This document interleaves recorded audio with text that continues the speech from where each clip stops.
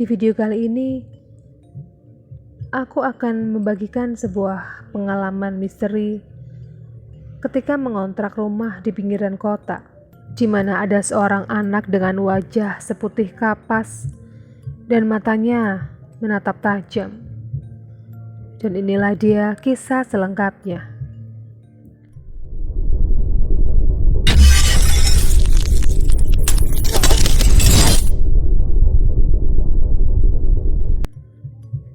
Dua minggu setelah menikah, Hendra Laksono dan Marissa Handayani menempati rumah di pinggiran kota yang mereka sewa dengan harga tertentu untuk jangka waktu 1 tahun untuk percobaan.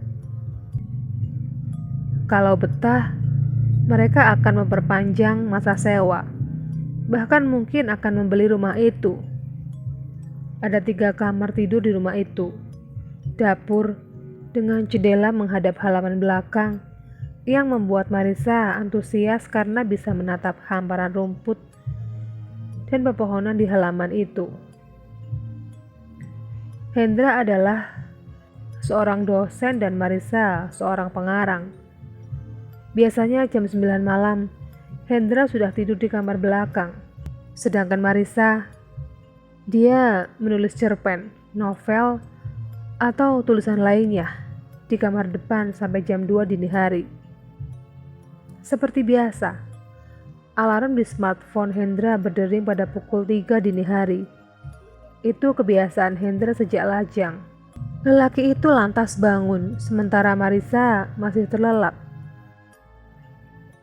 Hendra melangkah ke dapur memanaskan air, mengambil cangkir, kopi, gula, dan sendok dari lemari dapur yang menempel di dinding.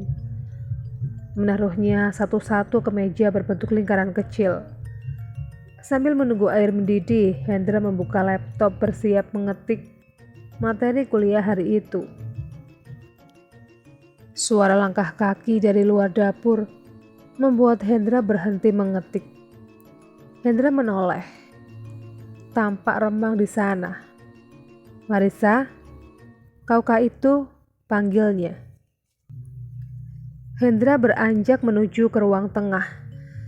Dia membiarkan ruangan itu tetap temaram. Dia mendekat ke kamar depan, dekat ruang tamu.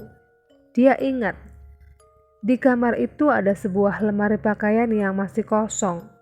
Sebuah spring bed ukuran kecil, tempat istrinya biasa berbaring sejenak, melepas penat setelah mengarang.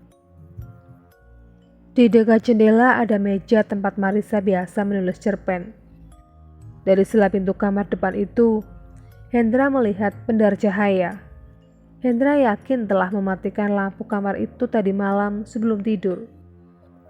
Siapa yang telah menyalakan lampu kamar depan itu?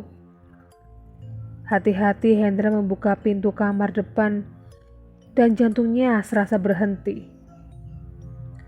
Di kamar itu duduk seorang anak lelaki kecil menghadap meja sedang membaca buku. Anak itu menoleh. Wajahnya putih seputih kapas, menatap tajam pada Hendra. Hendra pun gemetar, menutup pintu, hendak berlalu tetapi tak mampu menggerakkan kaki. Pintu kamar terbuka sendiri. Anak kecil itu berdiri di ambang pintu menatap Hendra. Anak itu tersenyum kaku, dan melalui gerakan tangan, dia meminta Hendra untuk masuk ke kamar. Hendra pun menurut, tanpa tahu mengapa dia melakukannya. Anak itu menunjuk kursi dekat meja, meminta Hendra untuk duduk. Dia mengambil buku di meja, membuka-buka halaman buku itu, lalu menyerahkan kepada Hendra. Anak itu duduk di tepi ranjang, diam, memandang Hendra seperti menunggu sesuatu. "Kamu siapa?" tanya Hendra lirih. Anak itu menunjuk dada kirinya. Hendra membaca tulisan bordir di piyama biru yang dikenakan anak itu. "Alex, namamu Alex?" tanya Hendra. Anak itu mengangguk, lalu diam dan menatap Hendra.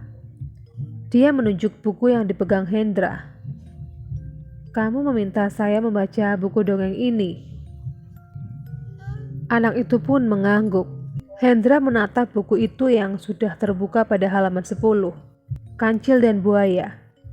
Hendra menggunakan judul dongeng pada halaman itu. Lalu dia mulai membacakan dongeng untuk anak itu. 5 menit kemudian, pintu kamar itu terbuka. Muncul Marisa dengan wajah bertanya. Hendra gugup. Buku di tempatnya jatuh ke lantai kamar. Kamu sedang apa? Tanya Marisa, mengedarkan pandangan ke penjuru kamar. Aku? Hendra memungut buku dari lantai dan spontan menoleh ke arah ranjang. Tidak ada siapapun di ranjang itu. Sedang membaca buku dongeng, Hendra berusaha tersenyum dan diam-diam melirik ke ranjang. Kemana anak kecil itu?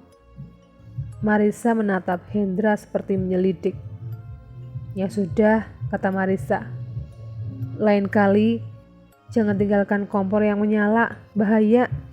Hendra tersadar dan ingat dengan dapur, kompor dan kopi. Apakah air sudah mendidih? Tanya Hendra. Tentu saja, sahut Marisa. Berapa lama kamu memanaskan air? Ketel menjerit begitu keras, membuatku terbangun. Dalam hati Hendra berkata, itu alarm yang manjur untuk membangunkanmu. Tetapi dia tidak mengucapkan pikirannya itu. Dia bergegas menuju ke dapur dan Marisa menyusul di belakang.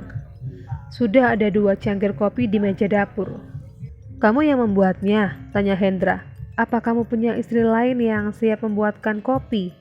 Sahut Marisa. Duduk di depan Hendra. Hendra pun tersenyum, mengangkat cangkir, menghirup aroma kopi, lalu menyeruputnya pelan-pelan. Akan kukatakan sesuatu kepadamu, kata Hendra. Kamar mana untuk anak kita? Aku belum memikirkannya, jawab Marisa, menyeruput kopi. Kamu harus memikirkannya. Hendra memegang tangan Marisa. Menurutku, kamar depan untuk anak kita. Jangan, sergah Marisa. Mengapa? Maksudku, Marisa sambil memperbaiki posisi duduknya. Sesekali bolehlah kita pakai kamar depan untuk anak kita. Tetapi menurutku, kamar tengah lebih cocok untuk anak kita. Kamar tengah dekat dengan kamar kita. Kalau perlu, kita buatkan pintu penghubung agar kita dapat memantau anak kita setiap saat. Mengapa bukan kamar depan? Tanya Hendra.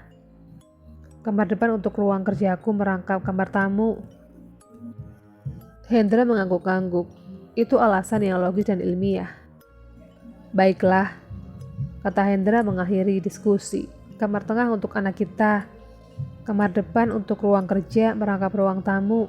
Sebagai seorang pengarang, Marisa tidak punya jam kerja layaknya dosen seperti Hendra.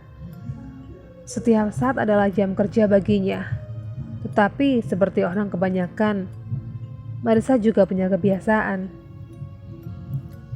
Usai makan malam, perempuan 26 tahun itu masuk ke kamar depan dekat dengan ruang tamu.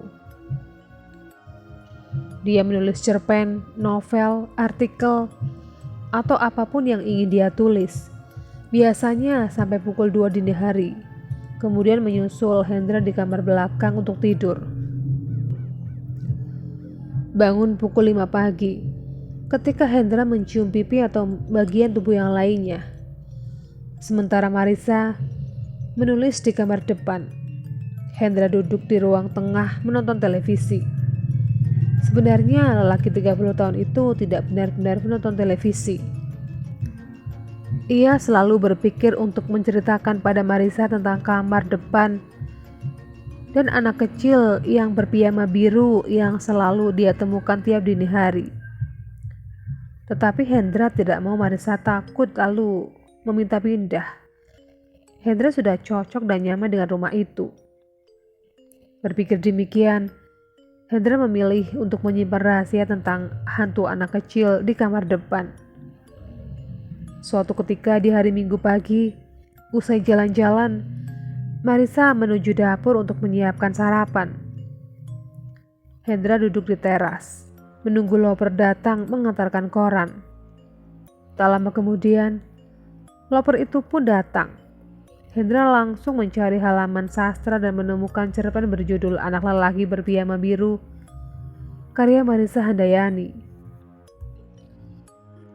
Pada suatu bagian cerpen itu tertulis, malam itu hujan turun begitu hebat. Keluarga itu hendak berangkat tidur. Suami dan istrinya menuju kamar di bagian belakang. Sedangkan si anak yang berusia 10 tahun ke kamar depan dekat ruang tamu. Entah bagaimana caranya muncul 2 orang berpenutup kepala dari arah dapur yang gelap. Mereka menyekap suami istri itu di kamar, mengikat dengan tali yang telah mereka persiapkan. Seorang dari tamu tak diundang itu hendak membekap mulut suami istri itu dengan lakban. Ketika tiba-tiba muncul si anak yang langsung memukul-mukul orang itu. "Alex, jangan!" si istri berteriak, tetapi terlambat. Orang berpenutup kepala menepis tubuh anak kecil berpiyama biru hingga terpental ke belakang. Kepala anak itu membentur sudut meja rias, lalu terkapar di lantai dan tak bergerak. Itu malam yang sangat mengerikan bagi suami istri itu karena telah kehilangan anak sematawayang mereka. Anak lelaki yang meski bisu sejak lahir, tetapi sangat membahagiakan dan membanggakan bagi mereka. Kini, anak lelaki kesayangan mereka itu telah tiada. Beberapa bulan sejak kejadian itu, suami istri itu menjual rumahnya, lalu pindah entah kemana. Tak ada yang tahu. Yang terjadi kemudian, beredar kabar bahwa di rumah itu kerap muncul penampakan seorang anak kecil berpiyama biru. Anak kecil itu selalu meminta dibacakan dongeng pada orang yang menghuni rumah itu.